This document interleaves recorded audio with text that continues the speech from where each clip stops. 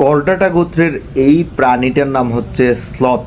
এই প্রাণীটা স্লথ নামকরণের পেছনে কারণ হচ্ছে এটা স্লো চলাফেরা করে, খুবই ধীর গতির কিংবা অলস, এই জন্য এই প্রাণীটার নাম হয়েছে স্লথ। সাধারণত মধ্য আমেরিকার পাহাড়ি অঞ্চলে এই প্রাণীটির দেখা পাওয়া যায়। এই প্রাণীটা এতটাই স্লোথ যে আপনি যদি রাস্তা পার হওয়ার সময়, গাড়ি দিয়ে যাওয়ার সময় যদি এটা রাস্তা পার হতে থাকে, তাহলে আপনাকে থেমে এই প্রাণীটিকে রাস্তা পার করিয়ে দিয়ে, দেখেন এখানে একজন পার করিয়ে দিচ্ছেন, পার করিয়ে দিয়ে তারপরে আপনাকে রাস্তা পার হতে হবে। তা না হলে আপনি ওই প্রাণীটার উপর দিয়ে মারিয়ে যেতে হবে, এটা তো আর কখনোই সম্ভব না। এই প্রাণীটা সাধারণত তৃণভোজী প্রাণী এবং খুব প্রচুর ঘন লুমে আবৃত একটা প্রাণী। স্লথদের পূর্বপুরুষ 6 কোটি বছর আগে পৃথিবীতে আদিপুরুষগুলো এসেছিল।